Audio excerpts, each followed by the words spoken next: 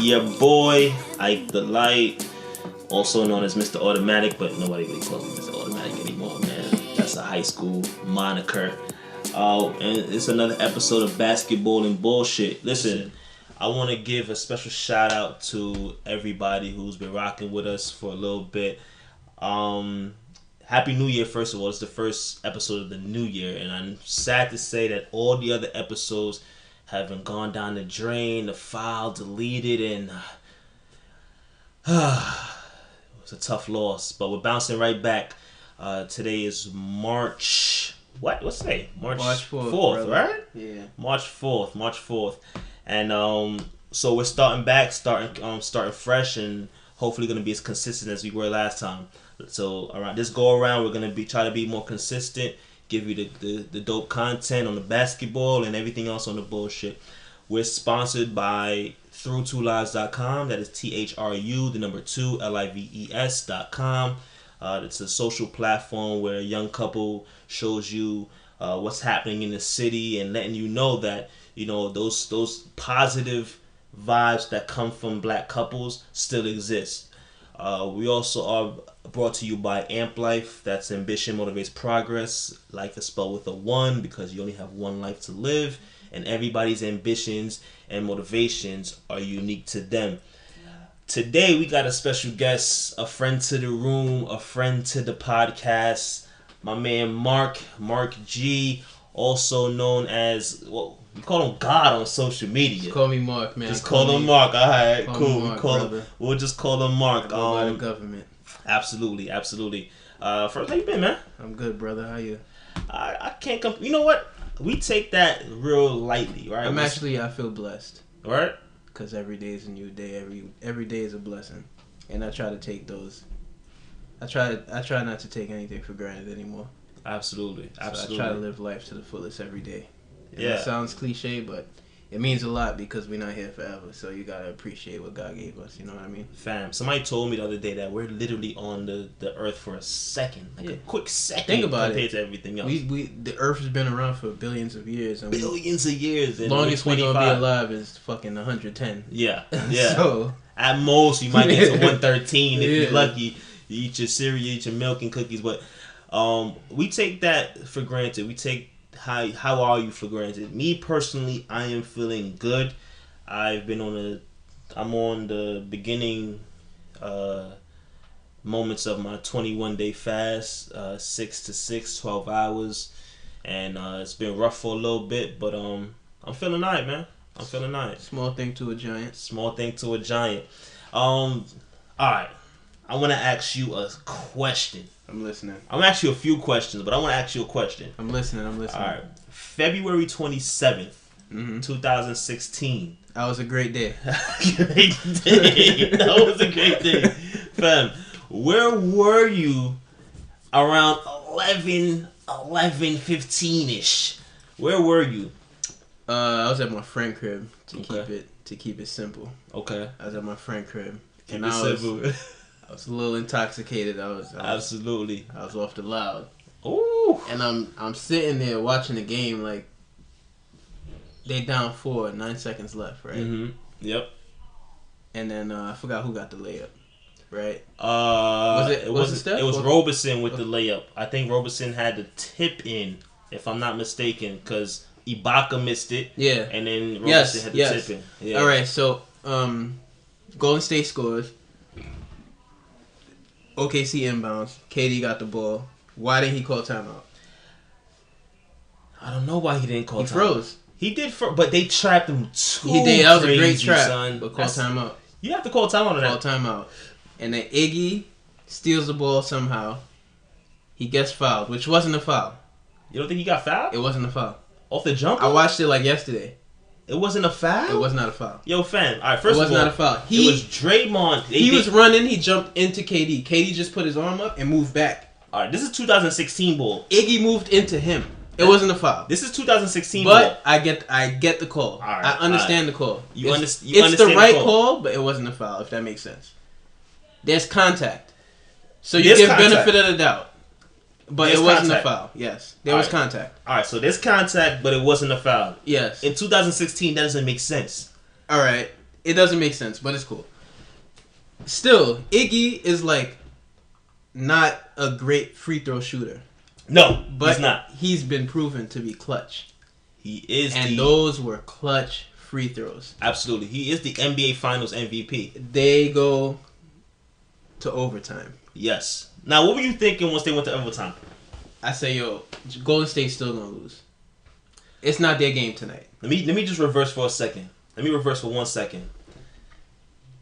KD knocks down. It was a 3-pointer that he knocked down, right? Yes. Clutch 3, right? Big 3. Yeah. I'm like, yo, it's a wrap. Me too. Steph, I believe, scores on the other end with a layup. Mm-hmm. 3.9 seconds or something like that, or 4 seconds. Something. It was 6 something. It was less than 10. Less than 10 seconds on the clock. Yeah. They inbound the ball to KD. What's your thought process right there?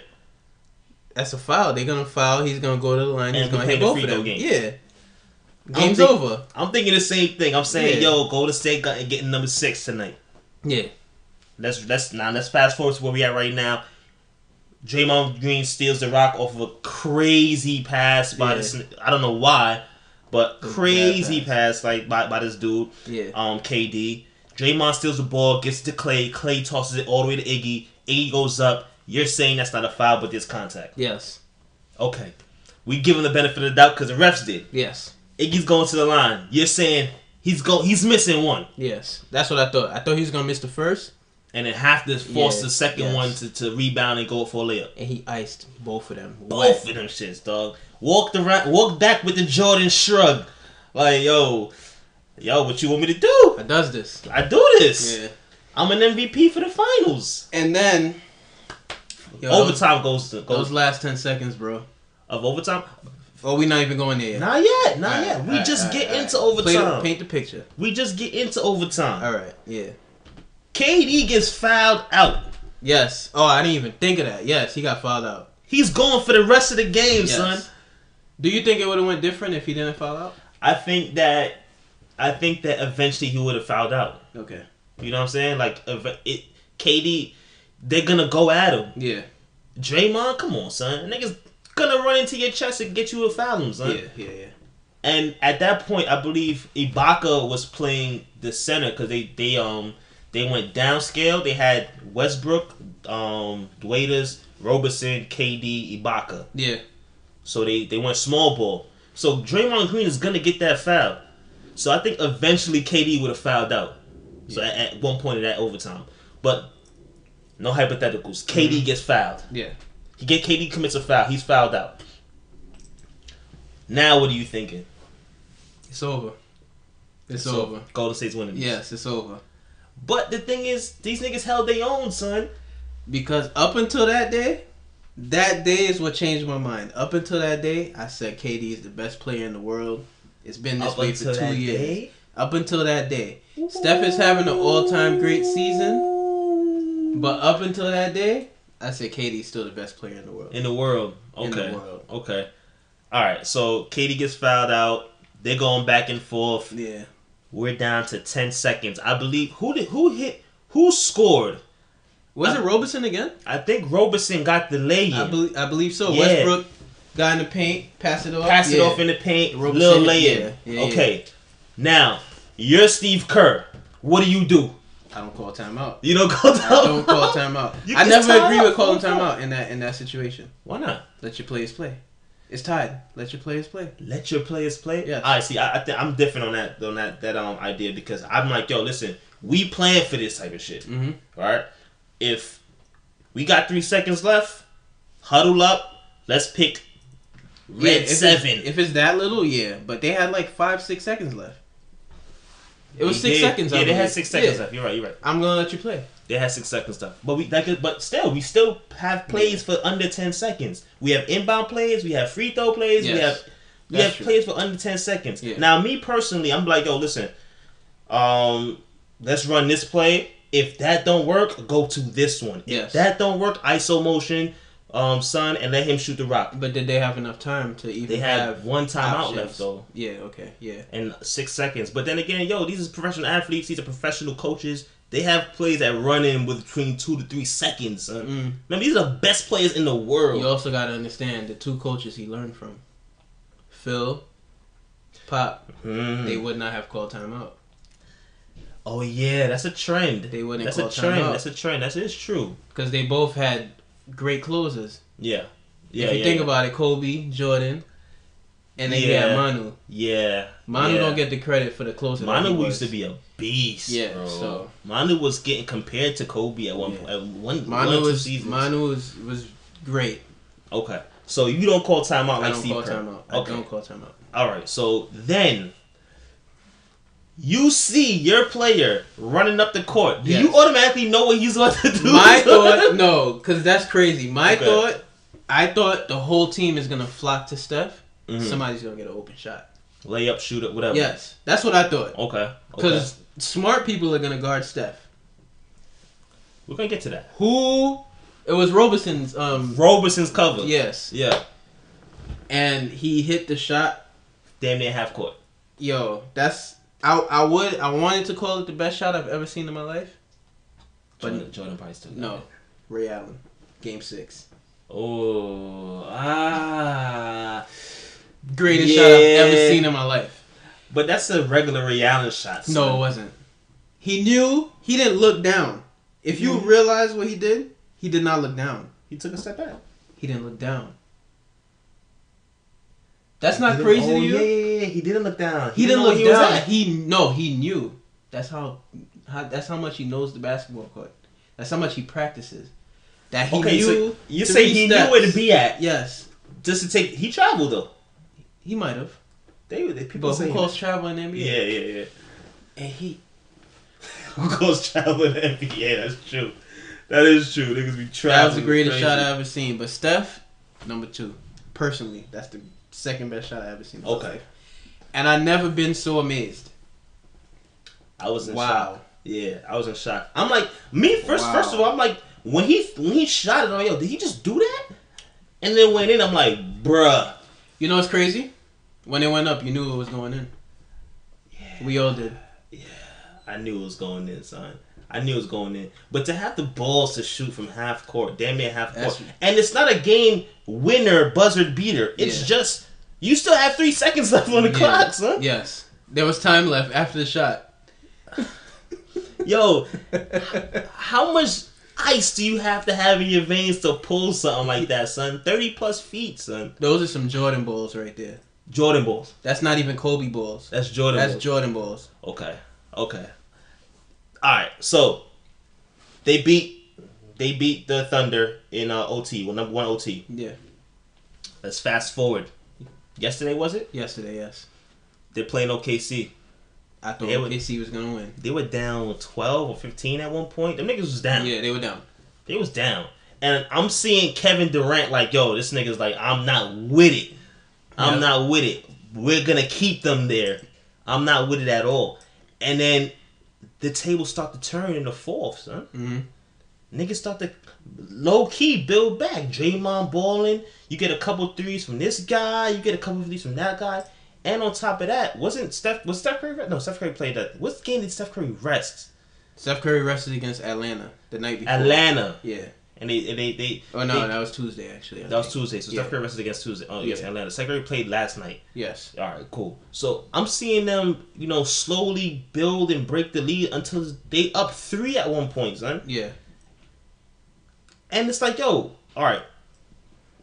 OKC out the picture when it comes to the playoff run in terms of them playing each other and OKC having a chance. Mm-hmm. Because they just got swept, Yeah, son. It's over. They just got swept, son. Swept. They played them the best that they could. But Westbrook, man. What's wrong with Westbrook? That's my dog. He needs to take it easy. What you mean? He needs to calm down a little bit, man. He wants to win so bad it clouds his vision as a point guard, as a basketball, as making the right play. The right play. Okay. It's not. So Westbrook doesn't make the right plays for his squad because he's averaging almost second highest in assists in the league. He's second. He's number 2 in assists. But what is he? Number 1 in turnovers. Definitely number 1 in fourth quarter turnovers. Yeah, probably. He does too much. He doesn't trust. It's like It's either he wants to be the man, or he doesn't trust KD to be the man. But I think it's more of he wants to be the man. But then again, like, not to veer off for Steph, because we're still gonna hit up about Steph. Yeah. When it comes to Westbrook, though, like, you gotta understand, Westbrook is still that nigga. He is, of course. In the league, to me, he's top 5 in the league. Top 5 in the league. Player, yes. Okay. Probably the most unguardable player after KD and Steph. Probably the most unguardable player after KD and Steph. Yeah. Unguardable. Because, unfortunately... He beats himself, though, son. Like, this nigga's like... Because I would put Melo up there, but Melo beats himself, too. Niggas don't respect Melo like that no more. Melo's not unguardable anymore, bro. At one point, Melo was unguardable. At one point, for, 10 years, he wasn't. But... It's okay. He's past the prime, still averaging 21. That's amazing. Yeah.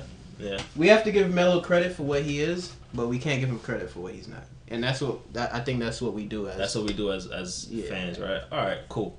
We'll get to Westbrook in a minute. Yeah. Now, I want to shoot some stuff out at you, right? All right. That game, Steph Curry sets the record, beats his record from 2015, right? Yeah. Of 286 3-pointers made in a single season, bro. And there's 20-plus games left. There are 20, I believe.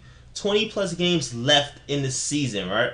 He's on pace of making 415 threes, bro. This is a astronomical number. Yeah, that's ridiculous. 415, almost double how much he made last season, right? He's already at 293. 20 games left. My man's... We're going to get to the stats, right? My man's averaging 51% shooting from the field and 50% shooting from 3, dog. 50% shooting from 3. Now, he's also averaging 31 points, or 30 points, about around that area, 30, 31 points, right? Yeah. So, where does he rank in terms of best single season of an NBA player? I'm going to shoot out some names, and I'm going to shoot out some stats to you. Are you just going to tell me stats? Like, is this modern? What's the time frame? This transcends every time frame. So you're going to include Wilt in this? Of course. All right. Of course. But let me... So, I'm gonna just throw this out there. I'm going to answer 2 ways. Sure. I'm going to answer from what I've seen, personally. Okay. And from numbers. All right, cool. So, shoot. Cool. All right, so let me just give you Steph's numbers again. 50% from the floor, 51% from the floor, 50% from 3-point line. What about free throw? Over 90, right? Over 90. Yeah, all right. And 30 points, 31 points per game, right? Yeah. Best season record so far. Mm-hmm. Number 1 in the league. Yes. We go to Oscar Robinson, a.k.a. Mr. Triple-Double, right? Yes. This was Cincinnati Royals back in 61-62 season, right? Yes. He averaged 30 points, 12 rebounds, and 11 assists. Ridiculous. But he lost in the first round of the playoffs. Does that have any... We're talking about individual season. We're not talking about team. Because some people say, if you don't win a chip, then it goes in vain. That's not fair. Because we're going to talk about Kobe, 35 points, right? Mm-hmm. Kobe's in there. Of course. They lost in the first round, too. Team was trash.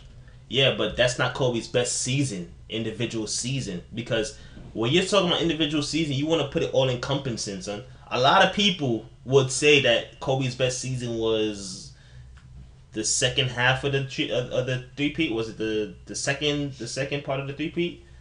You're talking about, what, 02? His first was 2000 and 2001 and 2002. And then 2009 and then 2010. 2002. I disagree. I think Kobe's best season was the year after 35, when he averaged 31. But I'm a crazy Kobe fan. You're a Kobe fanatic. And Kenny, shout out to Kenny. Kenny would agree with me on this. Shout out to Kenny. That season, Kobe averaged 35. The season before, 05-06, right? Mm-hmm. He was balling, but he shot 27 shots per game, bro. He was just a machine. There's no way you're not averaging 30. You shoot 27 times in the game. So, because you got to put percentage into consideration when you talk about somebody's best single season of NBA player. Bro, the season after he averaged 31, but he was better. Was that what number was he wearing? That was his first season of 24. The first season 24, right? First season of 24. He came back better. He worked on the post moves. He had the fadeaway. Yeah. Bro, he came back better. He hit 54 times in a row. He had 65, 50, 60. Yeah, it was like 55. Yeah. I've never seen basketball played at that level. He was balling. We're going to get to Kobe. I hope LeBron's in there too, because we got to give LeBron love. Because LeBron don't get love no more. So, Oscar Robertson, Mr. Triple-Double, averaged a triple-double for that season, 30, 12, and 11. Right, 61-62 season. Yeah, look at me moving ahead too much. Where does he rank like with Stephen? The Stephen Curry season as of now ranked better than Oscar Robertson's season in 61-62. You gotta take it in context too, because in the 60s they played faster. So there were more stats. There were more stats being put up because the game was playing at a faster pace. Excuse me. Mm-hmm. But at the same time, that's the only time somebody's ever averaged a triple-double for a season. Yeah. You can't discredit that. Okay. So that's up there. So stats-wise, Oscar got it. But I'm sure, watching, Steph got it.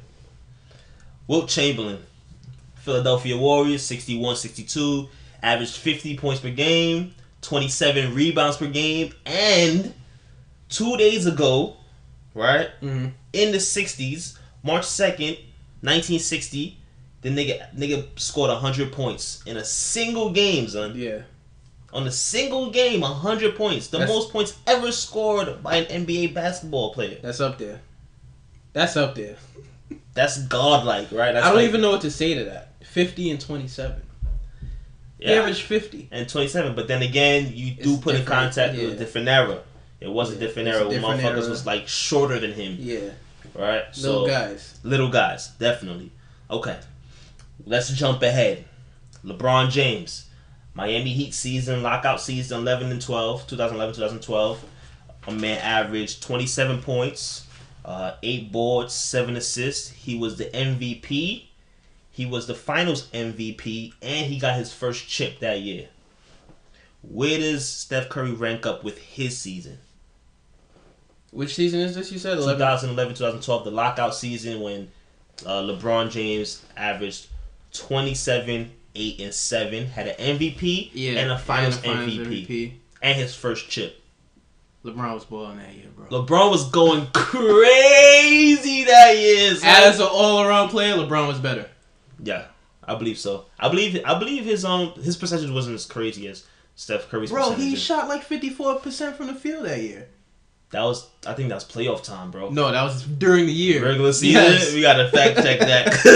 Cause LeBron was going, and then the year after that too, I think, which is even better than the year that you mentioned, 2012-2013, when they played the Spurs.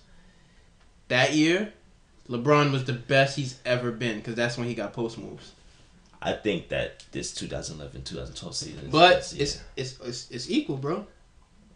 So, where would you match LeBron and Curry? It's better. LeBron was better. LeBron was better than Curry that year. Okay. Curry's more entertaining. Curry is more like LeBron. Wow. Well, okay, yeah, the wild factor, because LeBron had them hammer dunks like he was wild in that Heat jersey. LeBron was better. Okay. LeBron was better. Tim Duncan, San Antonio Spurs, 02-03 season, averaged 23 points, 13 boards, was the finals MVP and the MVP for that year. Best big man I've ever seen play ball. Best big man you've ever seen. Better than Shaq. Better than Hakeem? I've never seen Hakeem play. You never seen Hakeem. But I'm sure he's better than Hakeem.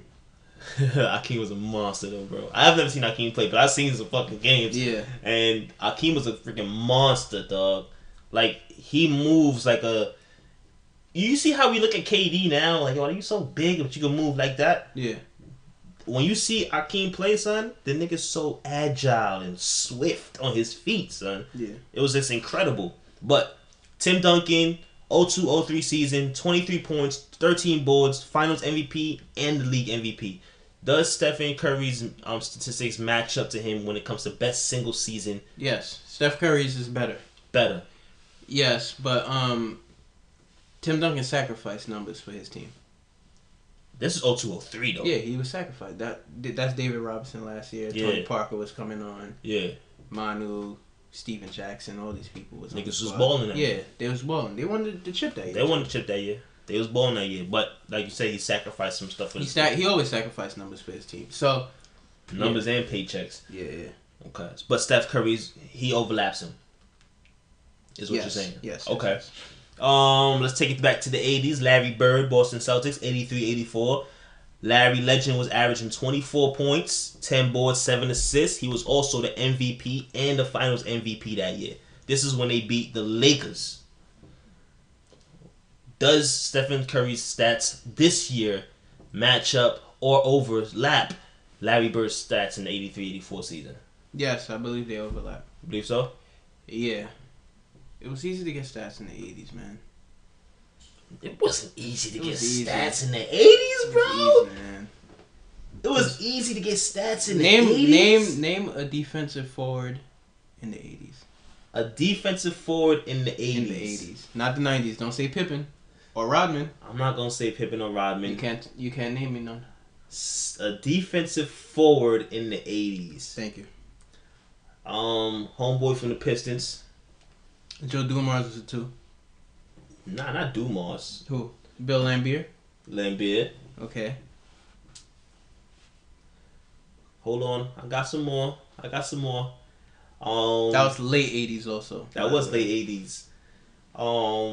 When did your man Charles come in? I don't even know who that is, man. Charles Barkley? Charles Barkley was not no defensive player, dog. That nigga locked up. He was physical. The round mound. Man, that was the rebound, bro. The round mound of the rebound. Okay, yeah, I get you.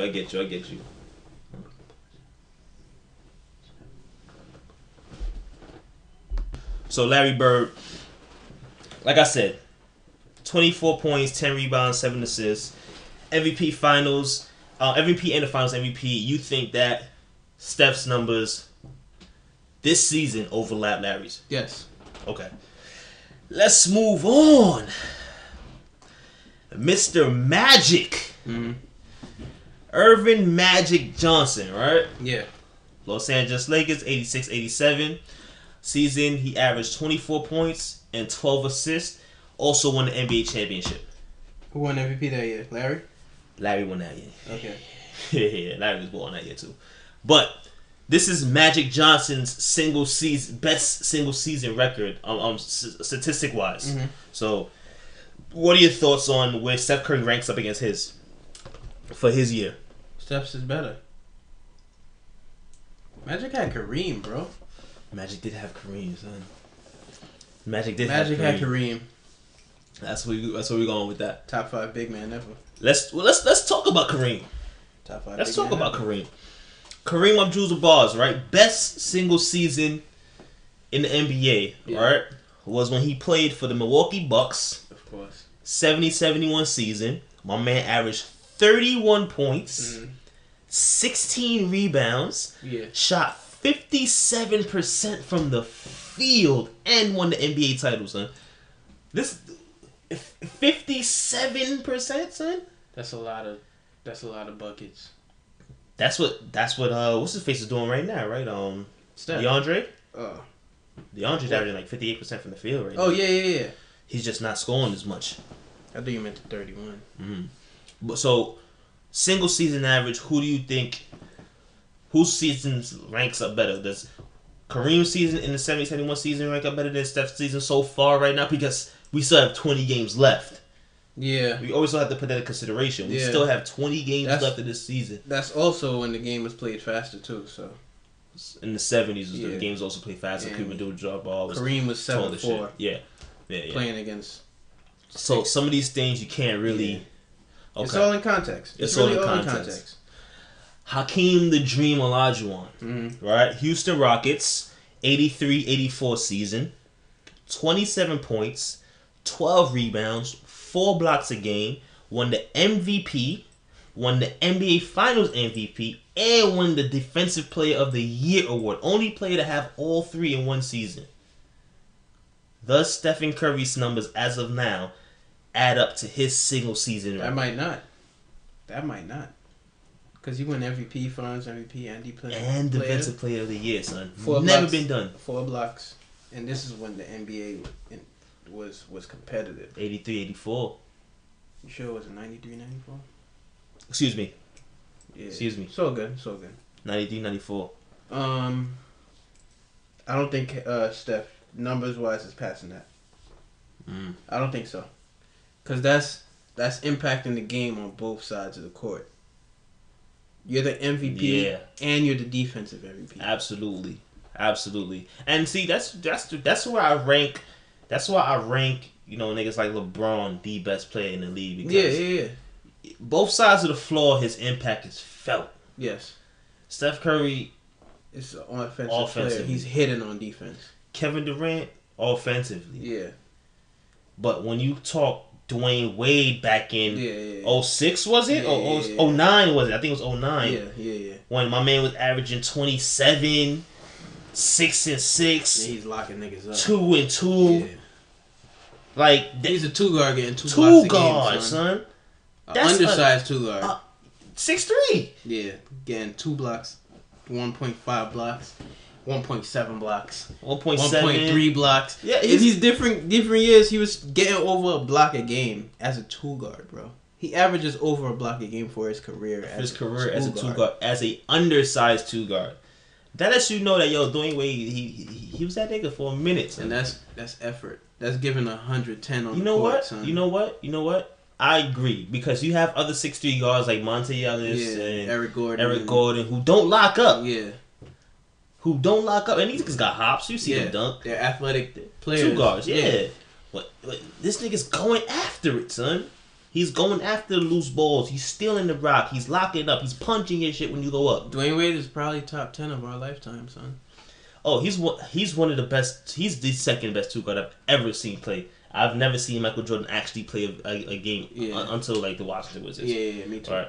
But he is the best. He is one of the best 2 guards I've ever seen play. Yeah. He is the second best 2 guard I've ever seen play. Son. Yeah. He is the best player I've seen play under 6 foot, other than Allen Iverson. Son. Under 6'3", under 6'5". How about that? Same. He's better than Iverson. I just think Iverson was just majestic. He's better than Iverson. Steph is better than Iverson. That's so loud. It gotta be loud, bro. It's loud. Don't do it. Yo, man. Serious. Steph and Curry, Chef is not better than AI. AI is a household name, son. Steph is just becoming that. Steph is better than AI. No way. Steph is better than AI. Steph, okay, what AI did when he took the Philadelphia Sixers to the finals against Kobe and Shaq, Stephen Curry cannot do that dolo, bro. Take out a Draymond, put in a what was it, Mutombo? Mutombo, yeah. Put in Mutombo. Take out a Clay, put in Eric Snow. It's a different league too. Way different league. There's no Shaq in the league, son. It's a different league. It's a 3-point shooting league now, bro. We're gonna talk about that too, because it's a 3-point shooting league. It's all in context. But Steph Curry got the handle just like AI. Steph Curry could finish just like AI. Steph Curry is a better point guard than AI. AI wasn't a point guard. Steph Curry is a better shooter than AI. AI just better finisher, quote unquote, scored better. Not really though. AI's a better finisher. He took more shots. That's all. He took more damage. He did take a lot of damage. AI is like pound for pound, probably the best athlete, pound for pound, that we've seen. Pound for pound. Pound for pound. Basketball wise, best athlete? Yeah, because he's 5'11", 6 feet, 160. About that. Averaging 30. I don't even know if he's 160. Yeah. So. Averaging 30. Yeah, he got it in. He did get it in. But Steph is better than him. Stephen Curry is better than AI. Allen Iverson. Allen Iverson. Yes. AI. Yes. I would disagree. I think that if you were to talk to Andre Iguodala, he would tell you that Allen Iverson was better than Steph Curry. I don't think so. Unbiased AI. Unbiased? I don't think so. Okay. But, it's all preference. It's all preference, man. All right. Let's go to MJ. Dude. No Chicago Bulls, 90-91 season, 31 points, 6 rebounds, 5 assists, the MVP of the NBA and the MVP of the Finals. Does Stephen Curry's numbers match up to Michael Jordan? There's like 5-6 seasons that MJ got better than Steph. And Steph Curry's too, yeah. Yeah, so we don't even have to explain it. Okay. Michael Jordan is Michael Jordan. That's also the season when he hit that shot. That crazy little switch hand layup, Like Gary Payton said, that's Black Jesus, man. We don't even Michael Jordan is Black Jesus. We don't even gotta compare. It's okay. So I'm gonna throw some teams out, and I want to know what they have in common, right? Okay. Portland Trailblazers, Denver Nuggets, Milwaukee Bucks, Dallas Mavericks, Detroit Pistons. You're talking about currently today. What do they have in common? Yeah, today. What do they have in common? That they're not going to win the ring this year. Well, that's for damn sure, of course. What else? They have... What else can I say? You said Detroit, Portland, Denver, Portland, Dallas, Milwaukee. All right. I'm trying to think of their strengths. Are we talking about strengths or weaknesses? No, what do they all have in common? Talk to me. They all gave Golden State a loss. Okay. That's the 5 losses they got, right? Okay. They got Milwaukee. They lost to Milwaukee first, then Dallas. Yeah. Then Denver on a back-to-back. Yeah. They lost to Detroit on a back-to-back, and they lost to Portland. After the All-Star. After the All-Star game. Yeah. Right? So, do you see another loss in the future, the Golden State Warriors? I can't pinpoint what's going to happen, but they're not going to win out. It's impossible. It's impossible, bro. They won 23 in a row before they lost to Milwaukee. Yeah. 23 in a row in the beginning of the season. But I remember I heard Bill Simmons say Bill Simmons is a Celtics fan. Yeah. And he said the 86-87 Celtics always lost to teams under 500 because they didn't bring their A game. Mm-hmm. That's the thing. All those teams aren't contenders. That's also the thing that they're not contenders. Well, I know Dallas Mavericks is in the playoffs. I know that the Pistons I think all of those are playoff teams except for the Bucks and the Nuggets. And Nuggets aren't the playoff teams. But Portland's probably fighting for 8th with Houston. Nah, Portland's like number 6 right now. Number 5. Portland number 6. Yeah. Oh shit. Yeah, they went on a run. Oh snap! That boy McCullough's balling, son. Yeah, he put in some work on the Knicks the other day, son. He violated the Knicks the other day, son. It was ridiculous. But I think they end the season 74-8. I think they lose 3 more times. 3 more. Yeah, and I think the Spurs end the season 68-14. They got 9 losses right now. Yeah. 68-14. I seen Kawhi Leonard. Yo, the balls on this guy, bro. Yo. This nigga's he's playing like a star, son. How? We gotta talk about that. Yo, Kawhi. How did Kawhi Leonard become an all-star? Because nobody seen it coming.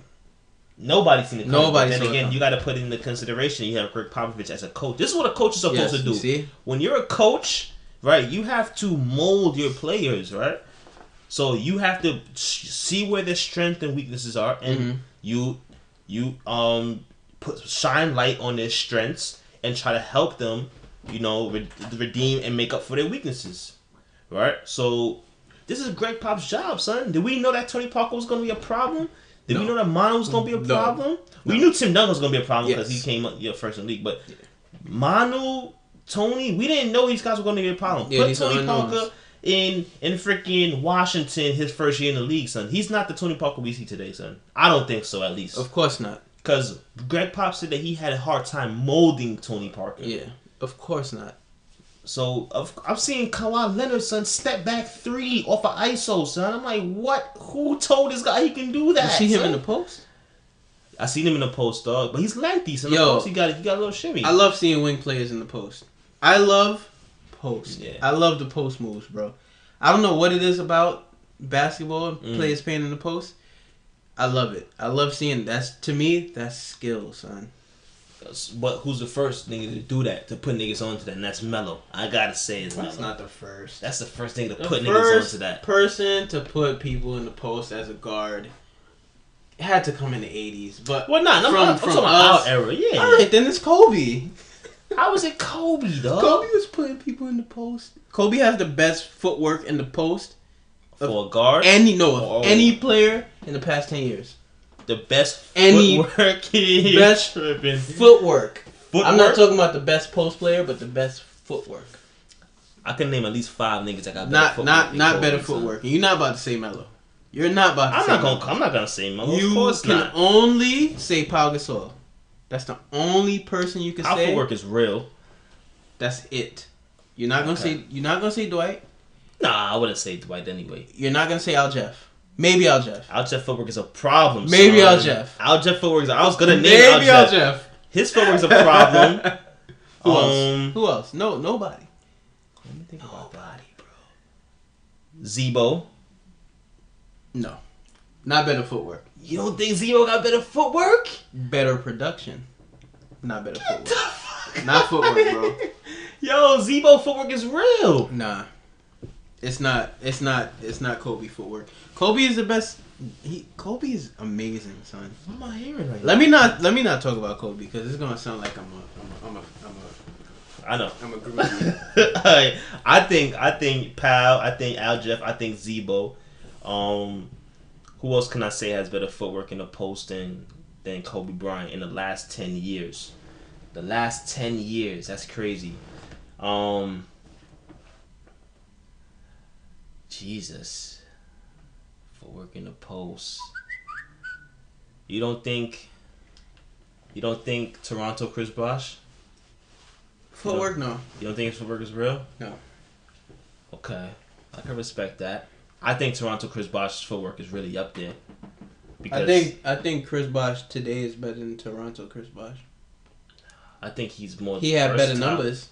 I think he's more versatile today. Chris Bosh is really a very great basketball player, son. He slept on for real.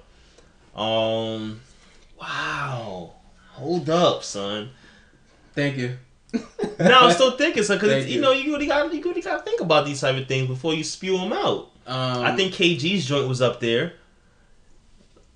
I'm not talking about production. I'm talking about footwork. Just positioning. KG's jab is ridiculous, bro. You gotta understand. Kobe mastered the triangle. He played in the low post, the high post, the elbow, all of these things. Okay. What that got to do with footwork? Because he worked on his game every day. It's the jab. You're a Kobe fan. Alright, so that's the Kobe fan coming in the jab. Yo, his jab is not messing with Zebo jab or Garnett's jab, son. Bro, he would jab right, go to the left. Still dribbling. Never leave his pivot, though. I don't think it's just fucking okay. I think you have to go back and revisit. People are blinded by Kobe. No. Yeah, you have to revisit. I gotta check it out. Because I don't think he was fucking with KG or Zebo. But I hear you. We talking about Kobe with big men though. That's what I'm saying. But I just love post play. I don't know where we just rambled off, but I just love post play. Okay. And I hope that comes back to the league. Well, the big men are coming back. I hope so. The big men are coming back, but. You were talking about earlier that it's a 3-point league right now, right? Yeah. Mark Jackson had a quote a couple months back saying that Stephen Curry is fucking it up for kids growing up wanting to play basketball. I agree. Why do you agree with that? Because they all going to take bad shots. They're not looking for the best shot. They're looking for the most entertaining shot. I was in the park the other day hooping, and on the other court, these kids were talking about Curry. It used to be Kobe, yeah. When you make a nice layup or you do a fadeaway jumper, it's Kobe. But now you pull it from half, Curry. Like, come on, son. I personally don't think that it is messing up the league. I think that it is not allowing kids to learn the fundamentals, which then ultimately lessens the league. But if you don't learn the fundamentals, you're not going to get into the league anyway. That makes sense. Right? That's true. So it is what it is. But I think that kids nowadays who want to play basketball for leisure, if you in the park or you at a pickup game, niggas gonna be pulling them half thinking they Steph, when they should be doing the fundamental stuff to get the dub. Yeah. Because you're not Stephen Curry. Right? Yeah. So, yeah, I agree. I don't think it's messing up the league per se, but I do think that it'll damage a lot of people who was trying to play basketball. I do, because Jalen Rose said your team is defined by your power forward. If your power forward is gritty, your team is gritty. If your power forward shoots threes, your team is a finesse team. That's true. Draymond is both, though. Bro, people don't play power no more. They don't play gritty no more. They play finesse. It's all threes. I don't want to see somebody 6'10" pulling. Yeah, you want to see him banging. Get in the fucking paint. You want to see him banging. So, who would you consider in the league right now is that gritty fucking power forward? The grit. It's always going to be Zebo, bro. Until he leaves. It's going to be Zebo. It's going to be Zebo. Yeah. Zebo that nigga for real. Yeah. And I like Zebo. And I like Zebo too, but his type is leaving. You got 6'9", 250 people. Yeah, who trying to be. Look at Terrence Jones, for example. Terrence Jones should be really good. He's physically. He's strong. Elite. Yeah. I see that. But he wants to play in the perimeter. Terrence Jones, you got Thaddeus Youngs. All them cats, they have to swing over to the power forward because of their height and their length. But when you see them, they're usually spaced out, spotted up for three. Yeah. Josh Smith should be a gritty dude. Yes. He should be. Yes. Then he thought he could shoot threes, and then that's what he does. It's crazy. Look at LaMarcus Aldridge, for example, bro. He's 6'11", 250. And he pulls. And he's pulling. Yeah. It's mid-range, though, but he's pulling. I think that... Get in the paint. I think that depending on how... I think that play style all depends on your psyche, too, though. Like, if I'm a dude who is about that, like, really, really about that, like, strong-willed and all that stuff like that, like, gritty, then I'm gonna do that. Zebo's one of them niggas that I wouldn't really fuck with. Like, he's one of my niggas I have in the street. Yeah. Like, you feel me? Yeah. but a nigga like Blake Griffin is not. And you see in their play style. Serge Ibaka's one of them dudes who play gritty, but he also pulls. Yeah. He plays gritty on the defensive end. Mm-hmm. He doesn't play gritty on the offense. On the offense. Yeah. Nah, he's more finesse. Yeah. So I can respect the dude who plays gritty on defense, but finesse on offense. But Zebo just plays gritty. Yeah. Regardless. I can respect that too.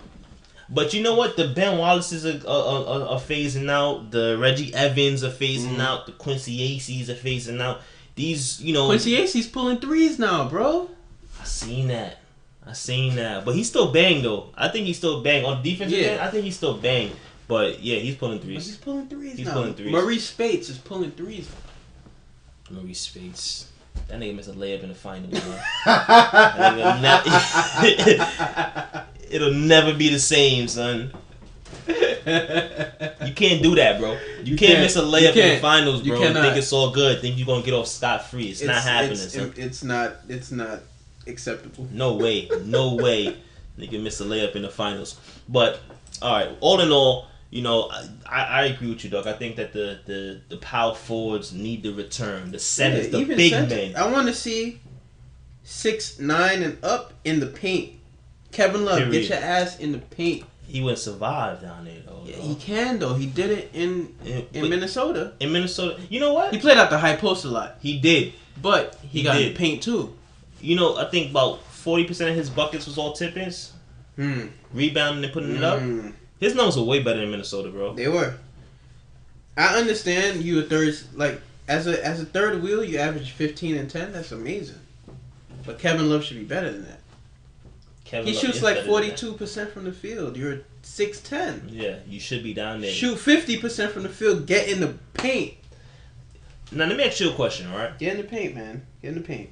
What would you tell a high school basketball player who sees a Kevin Durant, who sees a Serge Ibaka, who sees a Kristaps Porzingis, who's pulling, even though their size warrants them to be down there? All right, I'm going to contradict myself now. Mm-hmm. I'm going to tell the kid to get the money. Do what you got to do to get in the league. Do what you got to do to get in the league and take care of your family. So what we talking about? You want one thing, but you got to go to the next. But please, while you're doing that, while you're learning to play in the perimeter, also learn how to use your size for advantage. Please. So at least when you get older and your athleticism goes, you still got a game. Fundamental in your game, You still got a game. Okay. Because I get it. After everything you think about it, basketball is only a game. It is. And niggas it's be a done game with it at 30, 31. Yeah. And it's a game that allows you to provide for your family. Mm. So whatever you got to do that, I understand. But let's go back to the fundamentals too. I agree. I think that it's not glorified because it doesn't sell tickets, bro.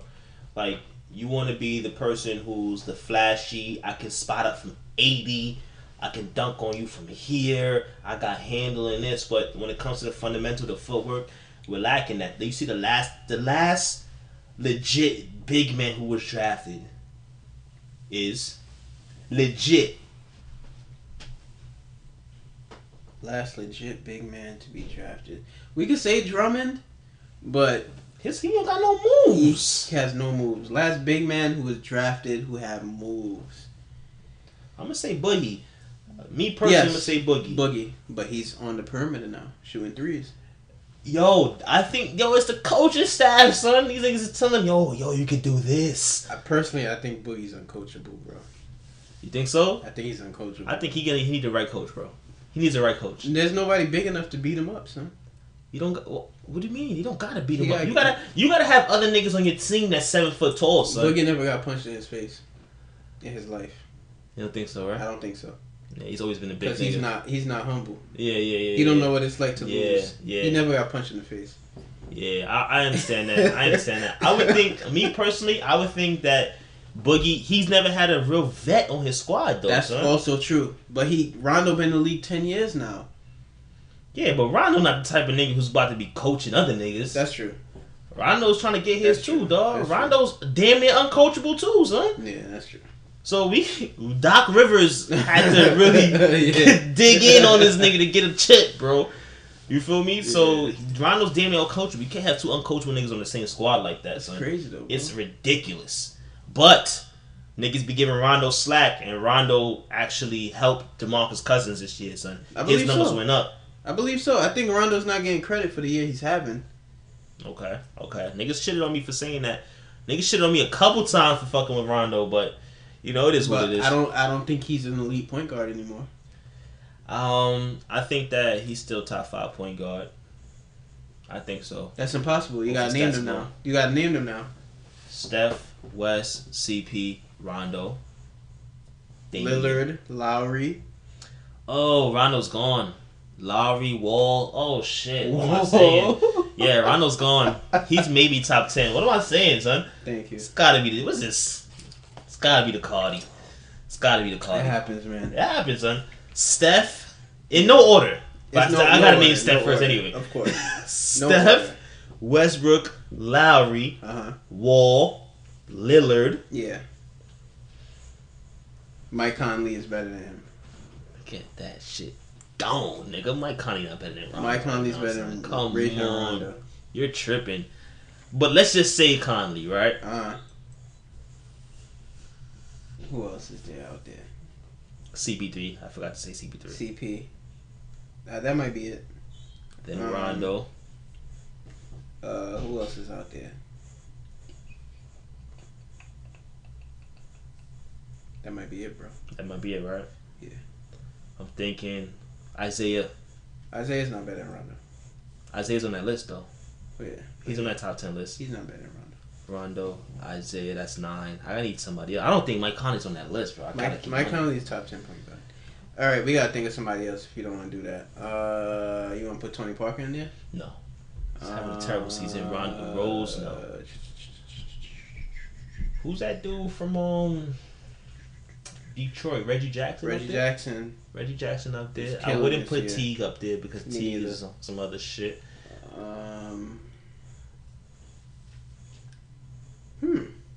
Everybody here. That might be it. We might be good here. Nobody from the Lakers. Even though D'Angelo been killing lately.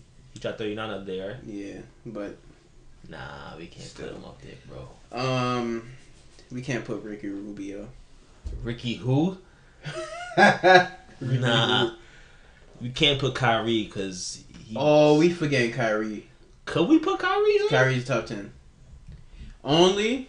His stats not even calculated yet. Only because he'll give every single one of them buckets. He would, but he also catch buckets. But, yeah. That nigga also catch buckets, bro. Kyrie to Kevin Martin, the point guards. Period, son. Feeble, could score mad buckets, but can't guard a lick, son. Can't guard a lick. Who else is there, son? I'm missing somebody. Man, I know we forgetting people. I'm missing somebody. Who's on the Hornets? Alright. Kemba? Kemba been balling too, son. Alright, I'm putting Kemba on there. Kemba. I think Kemba's over Mike Conley, though. I'll give you that. Okay. Bucks, no. Nah, not the Bucks. Damn, son. It's hard to find. It's 10 hard. point guards, son. Yeah. Jesus. Oh, did we say Westbrook? Yeah, we've been saying Westbrook. All right. We've been saying Westbrook. Not the Bucks. We got Reggie. We got. We Kemba. said Wall. We definitely said Wall. Yeah, that might be it. That might be it, right? Yeah. Okay, I'm cool with that. So Rondo's up there then. Mm-hmm. We can put Rondo up there. He's top half of the league, absolutely. Rondo's still a top 50 player in the league. Okay, we can keep it like that then. I want to get into some bullshit real quick. What up? Are we done with basketball though? Yeah. We established a bunch of shit. We established that on that list of all time. We didn't say all time. The season that Steph is having. Is he having a top 5 season? Is he having a top 5 season? Yeah, Stephen Curry's having one of the best seasons of his life, bro. He's having one of the best seasons of his life. He's having the best season of his life. He can't top this. He can't top it. He can't top it. He topped last year's season. There's no way he's topping this. He topped last year's There's season. no topping this. Okay. People hit their peaks. I don't think this is Steph Curry's peak. This is his peak. I think that Steph Curry can average more assists than he's averaging now. But the points are going to go down. The antics are going to go down. The antics can stay the same, son. Yo, Steph Curry is giving us antics every single game. Yeah, you know he's the perfect Negro. Like, this nigga is like America's nigga. This is America's Negro. Yo, he got married at like 24. Yup. He has beautiful kids. Yup. He's a Christian. He's a Christian, God-fearing brother. He's just a great guy. Like, yo. And he's fucking nice. Yeah, that's crazy. And he's arrogant as fuck on the court. You know what? He is. You know what made me know that he was really fucking arrogant on the court? Him taking that shot? Fuck that shot. Steven Adams.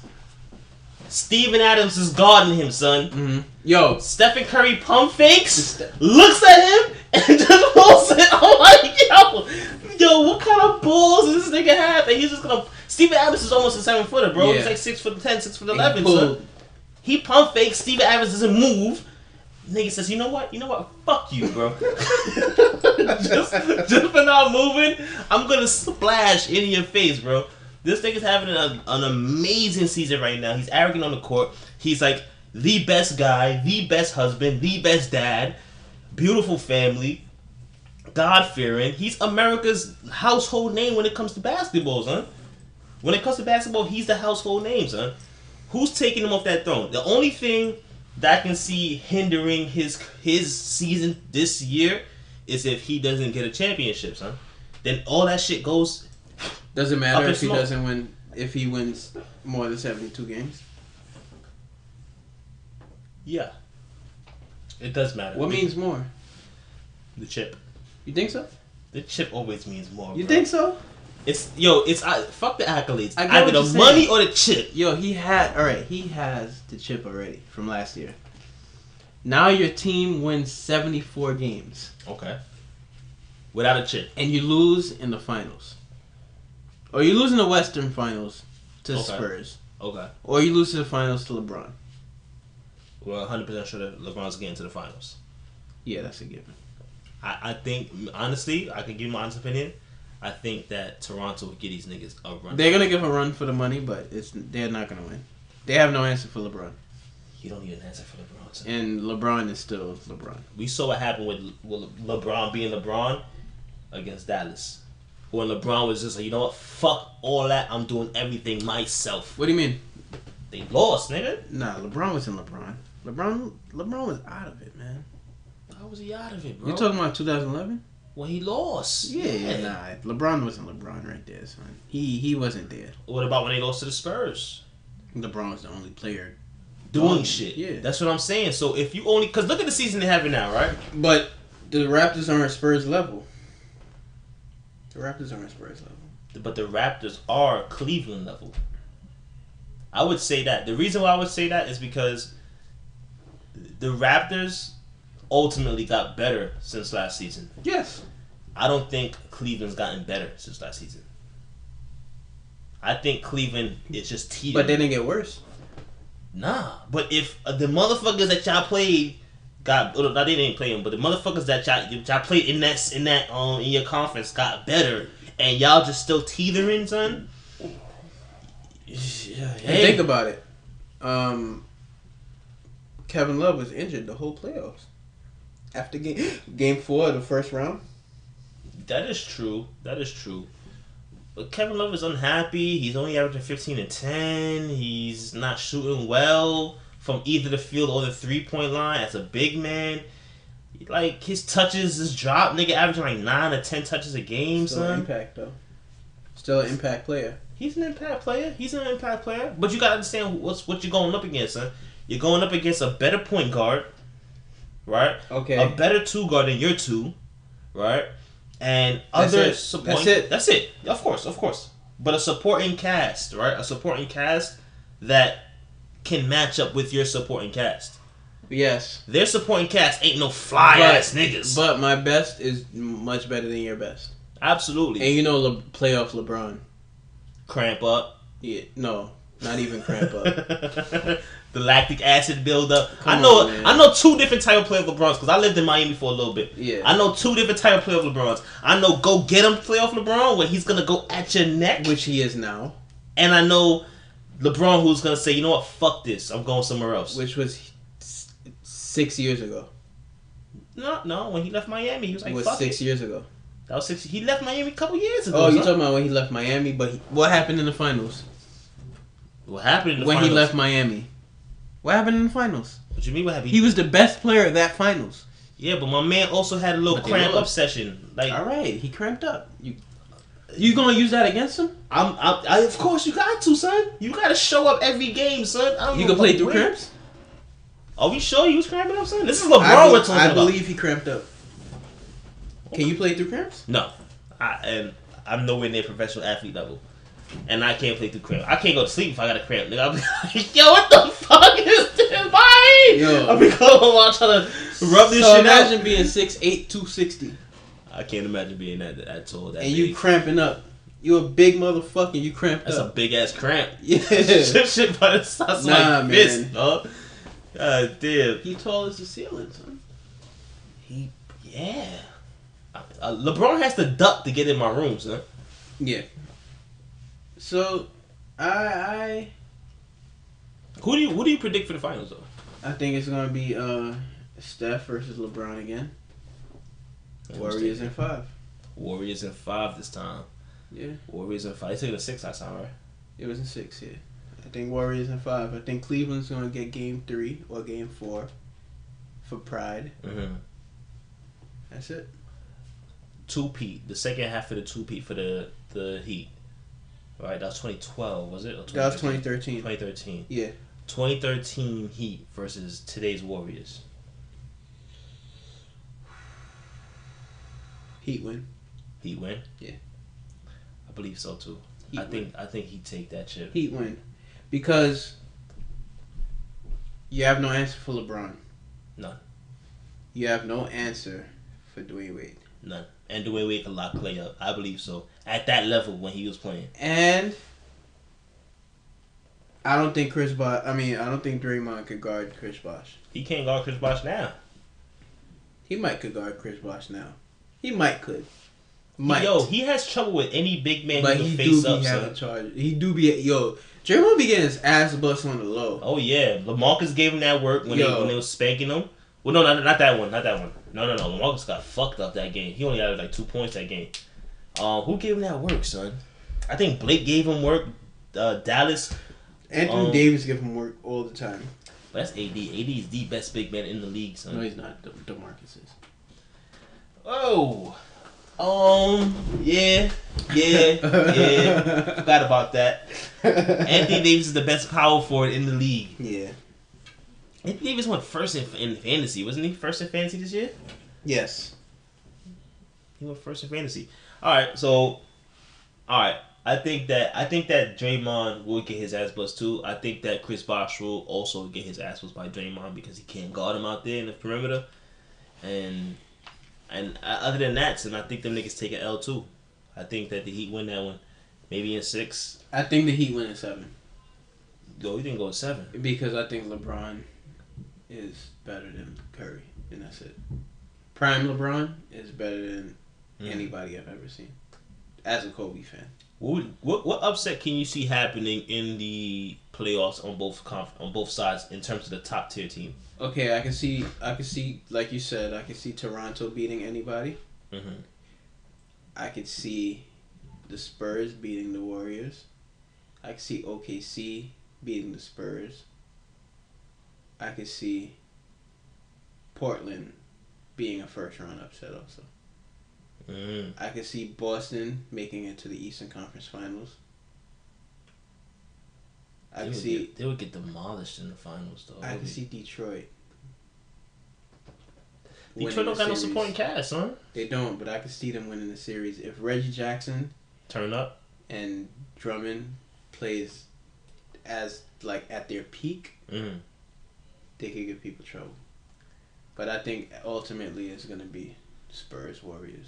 That's not Spurs Warriors. Warriors Cavs.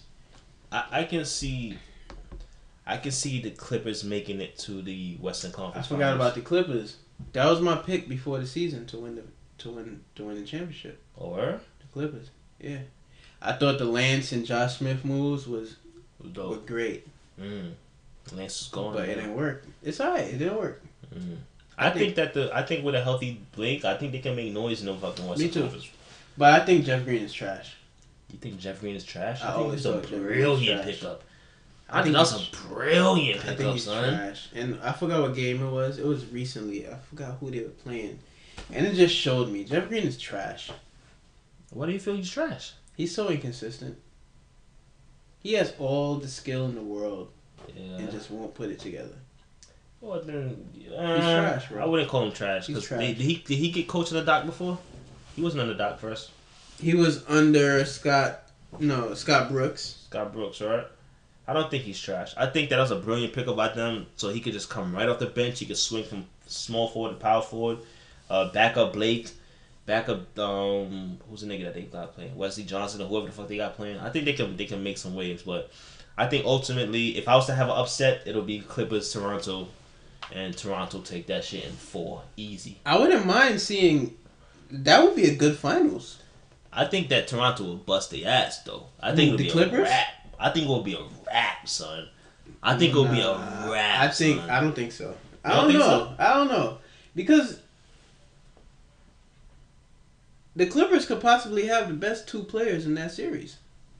With Blake and Chris. Possibly.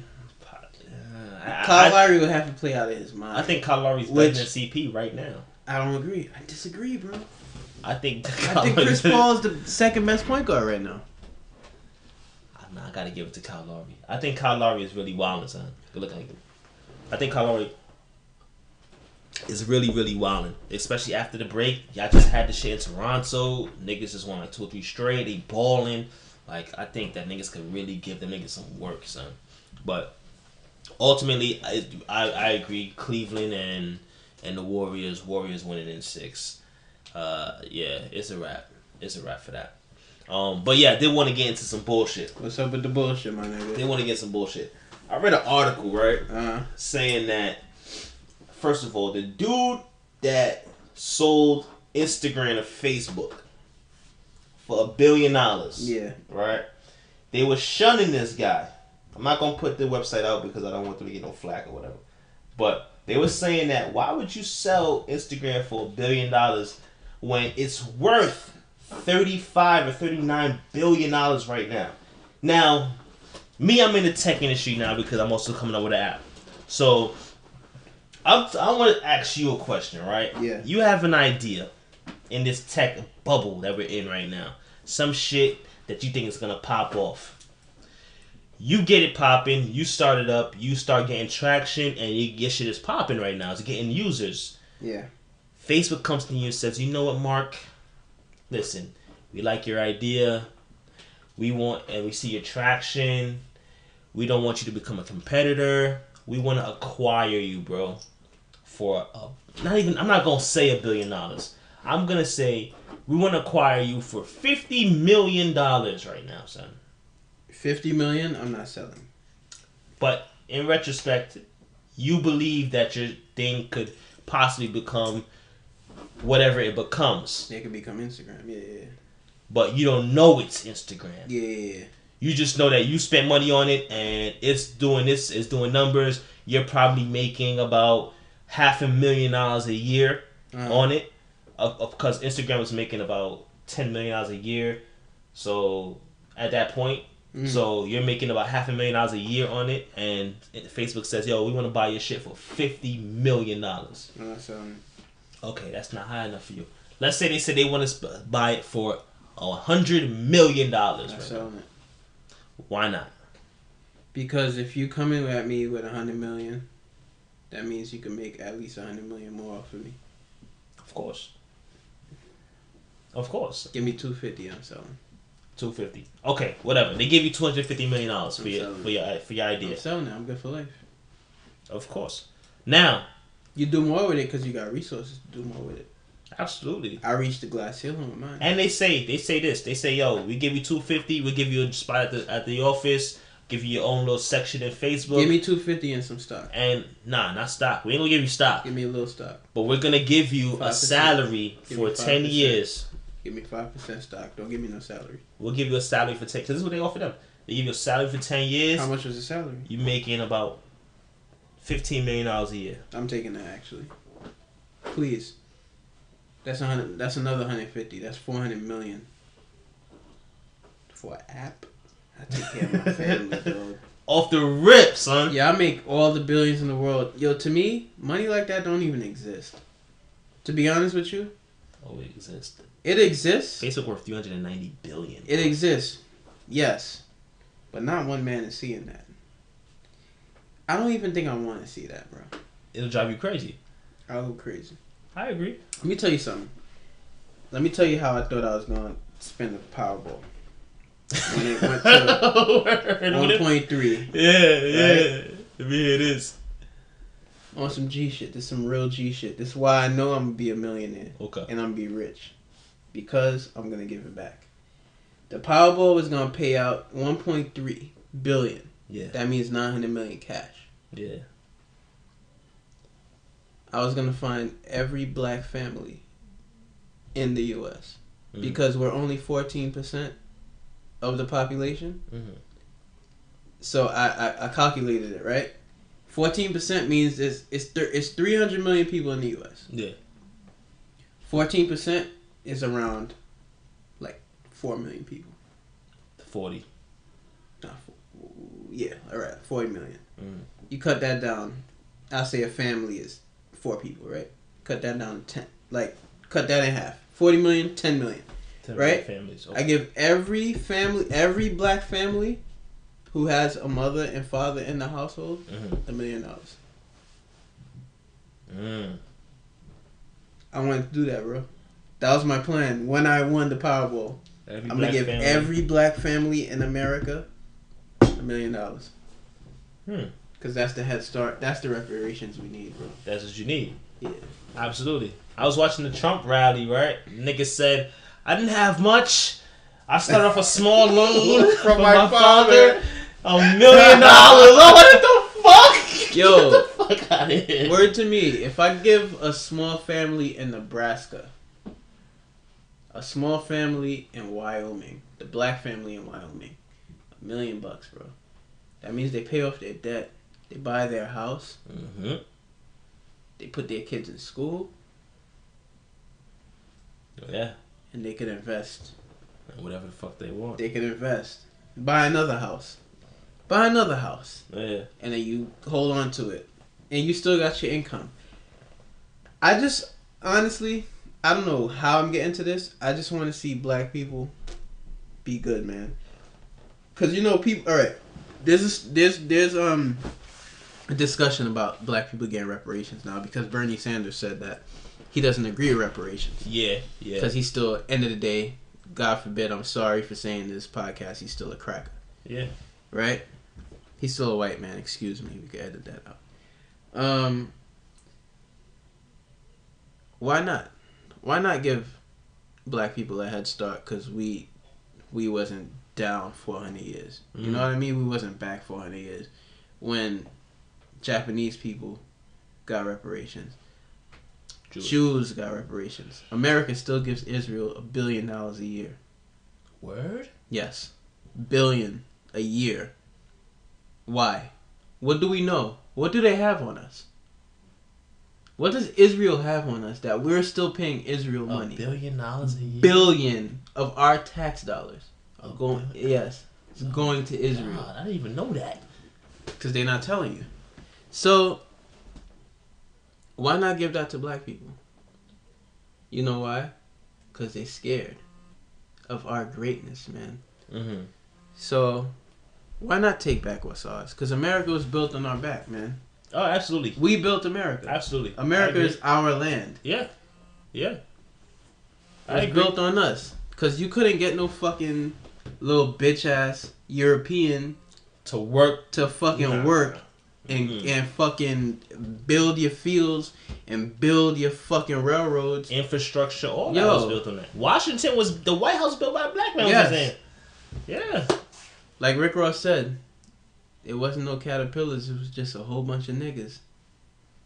Because they try to tell us aliens built the pyramids. Yeah. Yo, we did it, man. So why the fuck not? Why would I not give black people money, son? Why would I not do that? I was having a conversation with my homegirl on Facebook, and I was telling her why I'm not voting for nobody, because nobody's doing anything specifically for black folk, right? I feel you. And she said, what do you want Bernie Sanders to do? Because he's actually the front runner, right? I was like, yo, listen, the nigga said that he thinks that giving reparations is divisive, right? Yes. And she said, okay, if you were to run for president and you wanted to give reparations, how would you disperse the payment? So I said that, first of all, I would set out some land in the Midwest or wherever, acres, thousands of acres of unmanned land. Let us have that. Yeah. Right? Yes. That's one thing. Then I will also set up an infrastructure, a banking infrastructure that allows that reparation money to go to that to several banking infrastructures that are black owned. Now, after we do that, those of you who have a family, right? Those of you that have a family and that want to live in the Midwest and have their own and build their own houses and stuff like that in the Midwest, where that land is, we will send you over there. We'll give you the resources you need to build on there, and we will finance everything for you, plus put some money in your pocket. That's one thing. You have to have a family, though. You have to be married for over 3 years. I agree with that. That's one thing. Second of all, anybody who wants to build a business, right, has to build a business in that area. Okay. Right? You have to come with a foolproof business plan, right? And a business that will actually be helpful to that area. So don't tell me you come with a sneaker store. It has to be important to the area. We're gonna employ people. Yeah, you're gonna employ people because if you're in the Midwest and we have acres of land, we're gonna build a community. Mm-hmm. You have to do something that's gonna be conducive to that area. So cool. You have a business, bring it to us. We'll finance it for you. We'll set you up in that area so you can help that community. Yeah, I'm with that. That's two. Now, if you've been in America for over 20 plus years, you will get money. I think so. Mm-hmm. I think that if you're just coming to America, nah, bruh. You can have a family and move to that area. We'll finance that. But actual reparational money, I think that whether you're from Africa, the West Indies, or you're from America, from generations of America, if you're over 20 plus years in this country, then you and your family deserve the reparations. Mm-hmm. Right? That's my thing. That's my thought process. Yeah. Also, the schooling and all that stuff gets paid for and all that. How would you disperse the reparations? I just, to be honest with you, I would just give money. Okay. And the niggas who want to do nigga shit, enjoy your nigga shit. Because you earned it. The people who want to build and make more out of it, make more out of it. Do it. Because it's gonna be half and half. You cannot convince everybody to do something positive with their money. If you're gonna go buy rims and fucking weed and alcohol and all that shit, fuck it up. Do your thing, dog. Just spend it with us. Spend it back with us. Circulate that black dollar. Yeah. But we just gotta build an economy for ourselves. It's not even about like everyone gotta be rich, but everyone gotta be okay. Yeah, I agree with everyone has to be okay. Everyone has to put food in their babies' stomachs. Everyone has to put their kids through college. I am not one who says like everyone needs to have a degree. Mm-hmm. Everyone needs to do this, but I think everyone needs to be educated. I agree. I think we need better teachers. I would love to fund and to make schools and stuff. Mm-hmm. Black owned. Yeah, I just want kids to learn how to read and speak properly, bro. Yeah, and just have sense. It's ridiculous. I don't want them to just listen to rap and think this is what life is about. Just rapping and doing dumb shit and selling drugs and being a gangster, because there's nothing in that. There's nothing. Nothing good comes out of that. Yeah. Nothing good comes out of that. There's no. I don't want you to be proud that you went to jail. I want you to be proud that you're educated. I want you to be proud of being smart. Mm-hmm. Yo, that's a novelty, bro. A lot of people don't even think that it's cool to be. It used to be cool to be smart, it used bro. To be super cool to be smart. Now it's cool to be a thug. It's cool to be gangster. It's cool to have bands of money that you ain't earned, son. When did that dynamic change, though? When did it switch? I don't know. I really don't know. I can't. It switched right before our eyes, bro. Yo, in like junior high school, son, it was cool for you to be smart, son. Yeah. You used to brag. You got your report card. You only got an 85. Yo, I got a 90, dog. 90, man. You kidding me? Y'all out here still getting 85s? Yeah. It used to be that, son. You remember when we was in elementary school? It was Eagle class. Oh my God, man. I was in Eagle 4th and 5th grade, and I was so proud of myself. And my dumb ass was trying to be cool, and I fell out of Eagle. All that dumb shit. I was in Eagle every year. I was like, fuck that.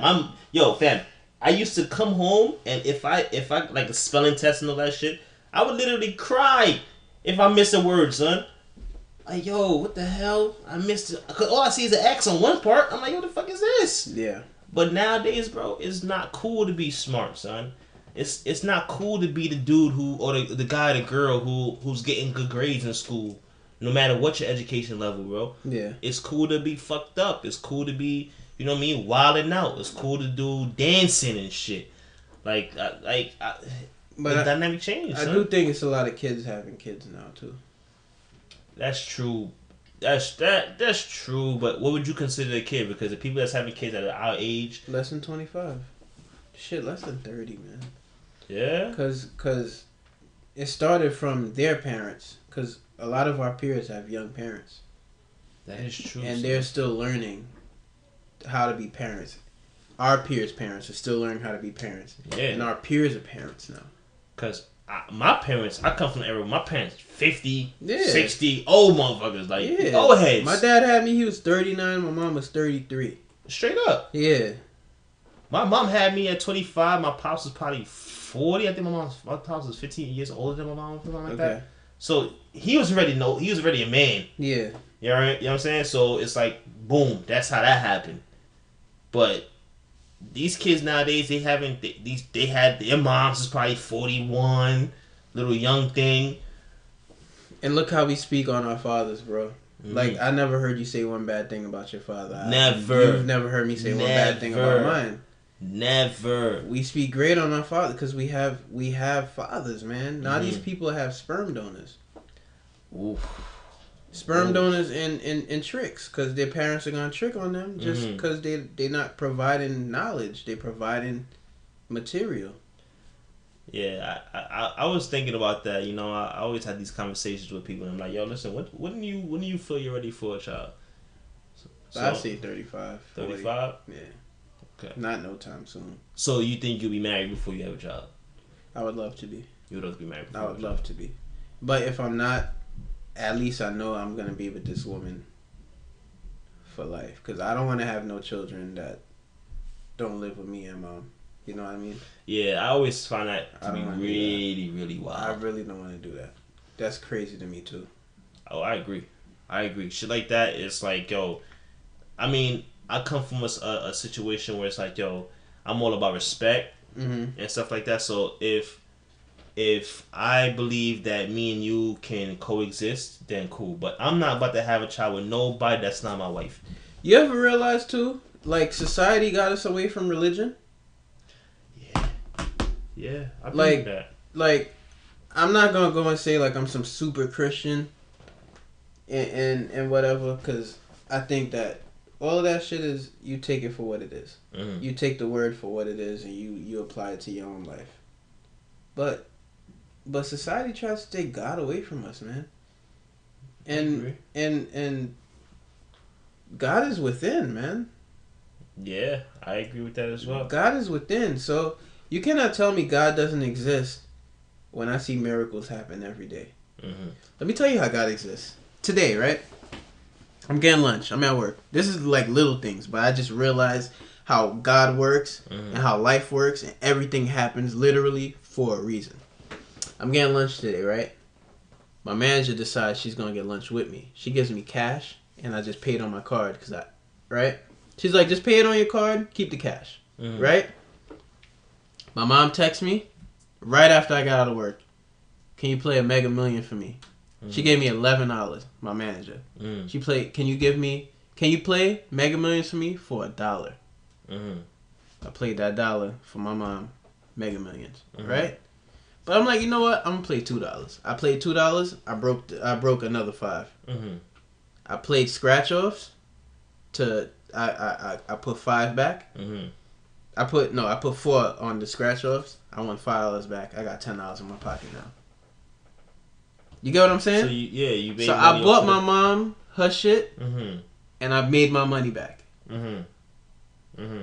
Just cause it's a circle. My manager told me to keep the money.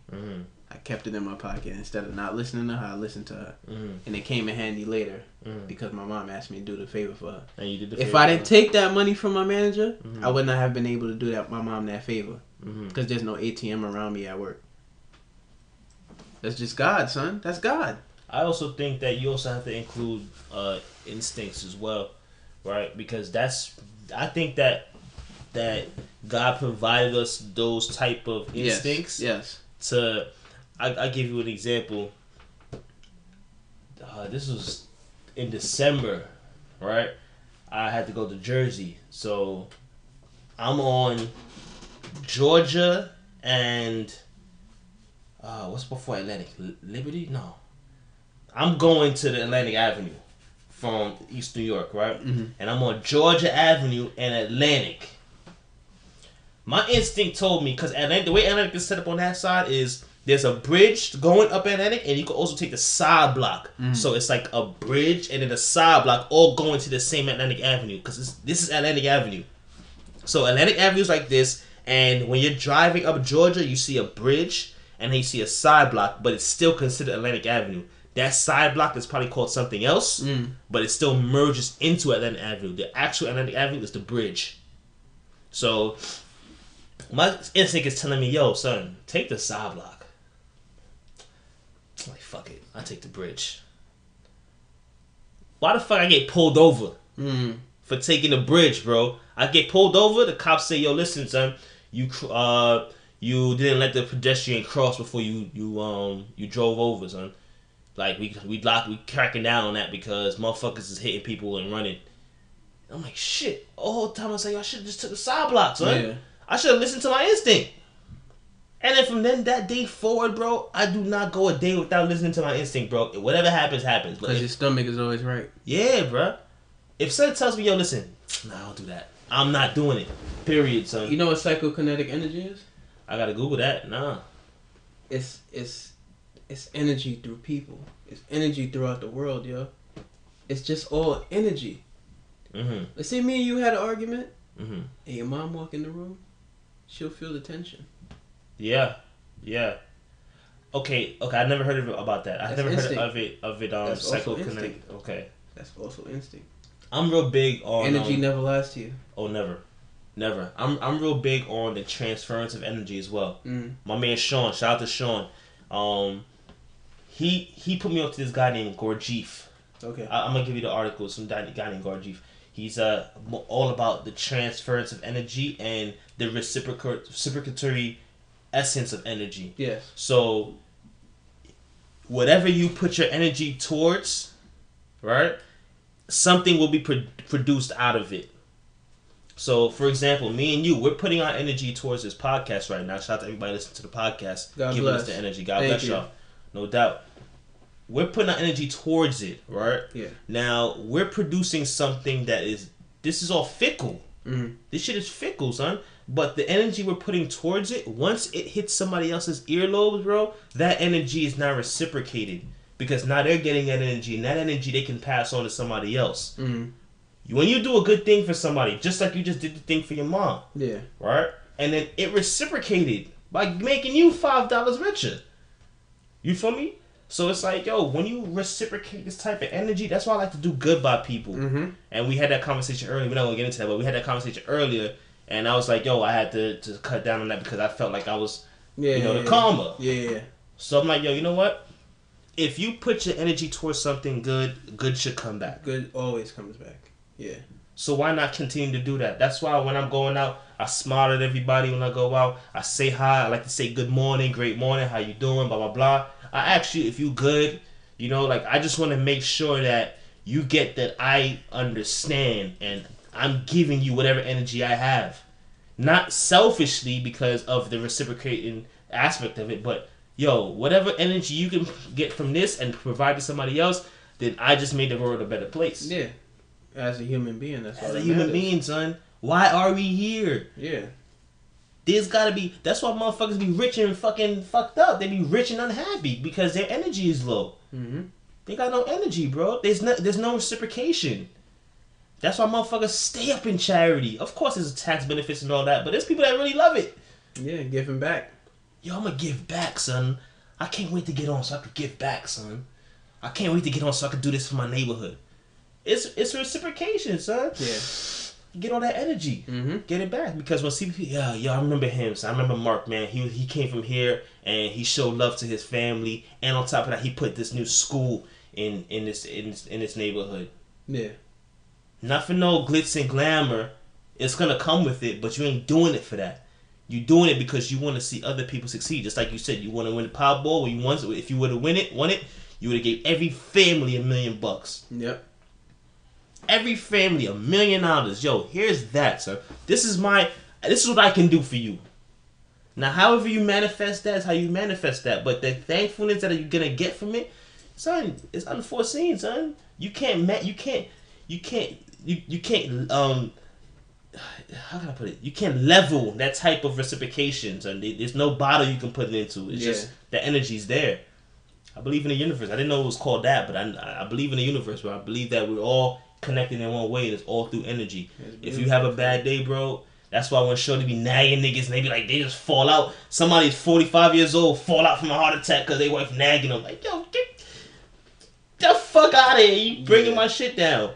It's all energy, man. It's all energy. Niggas get zooted, niggas smoking and just chilling. Like, they actually see the fucking energy, like, passing through. Like, well, fuck it. I love you, man.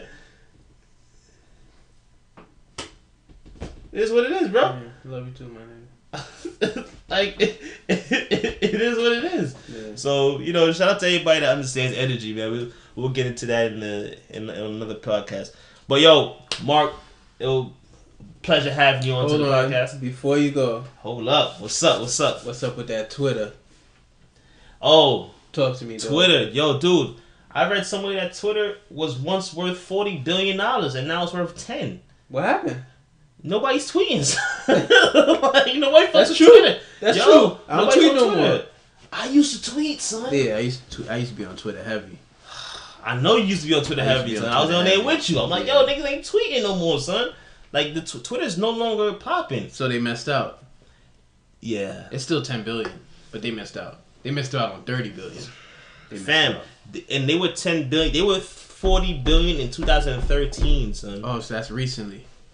Recently, they started fucking off, bro. And it's like, yo, there's no way to scale it because they had something where the advertisers are only selective now. So the presidential campaign is going on, so people on Twitter heavy. Mm-hmm. When the Super Bowl is going on, people go on Twitter heavy. But once that passes, advertisers pull their dollars out. Because they're not there. Nobody's tweeting. Okay. There's about 350 million people on Twitter, and they said only 14 or 15% of people tweet. Wow. Are active users. Not even tweet. They are active users. So that's 35 million people that's really active. 40 million people that's really active. Out of 350 million people, son. They're dropping. So that's what I was wanting to tell you about Twitter. Twitter's really fucked up right now. That's crazy. Yeah, I remember when I used to be on Twitter, and I'm like, shit, I'm still on Twitter. I still tweet because I have to tweet. That shows the times, though, bro. Because people can't show personality; they can only show their image. Because Snapchat is popping, and Instagram, and I'm coming up with new shit too. I got this new shit. Amp Life about to be popping. Yo, you know what? I want to ask you a question though, right? What up? Because like I said, I've been going to a lot of meetings lately, right? Mm-hmm. And people been saying. People are torn between keeping a name and not keeping a name. Okay. I'm going to show you something that I have over here to show you off here. But people are torn between, yo, should we keep the name or you shouldn't keep the name because of the whole novelty of it. Mm-hmm. I've gotten some shit called Messentree or Momentary. They were talking about a whole bunch of different names for what we want to do. But I'm going to show you the concept of it and then you let me know if we should change the name or not. Yeah. But that's what we're going through right now. All a lot of people telling us to change the name. But to conclude, Mark, it's a pleasure having you on the show. Love to have you on here again. Yo, I can be fronting like we not co-hosts. Talking about we gonna have you here again. We might as well, man. It's like, just every week, man. We might as well just keep the fundamentals, man. Fuck pulling from half court, man. Let's just keep the fundamentals, man. Let's keep the post game. Gotta keep it. Anybody want to shout out? Anything you want to do? Man, shout out to everybody. Shout out to anybody who shows positive energy, gives people love, feed a homeless person. Word. Hug a kid. Word. Tell a kid to stay in school. Bathe oil off of ducks. All of that, man. All that shit, man. Feed the pigeons. Feed the pigeons. Feed dogs. Shout out to everybody, man. Just keep the peace. Keep the love. Absolutely, I love you all. Thank you. Keep your energy up. Today's episode was also brought to you by Through Two Lives and Amp Life. Check them out on Twitter at Through Two Lives, at Amp Life. Amp Life spelled with a 1. So AMPL1FE. Through Two Lives is THRU, the number 2, LIVES. Shout out to everybody who will be tuning in. Leave your comments below. And we'll talk to you next week. This has been another episode of Basketball and Bullshit. You know what we never did? To end this off, we never shouted out Jamel. Shout out to Jamel. Shout out to you, Jamel. Word. Shout out to Mel, man. Ham lit. Yeah. Shout out to y'all, man. Shout out to the Black Billionaires. We fucks with you heavy, man. Yes, sir. Later.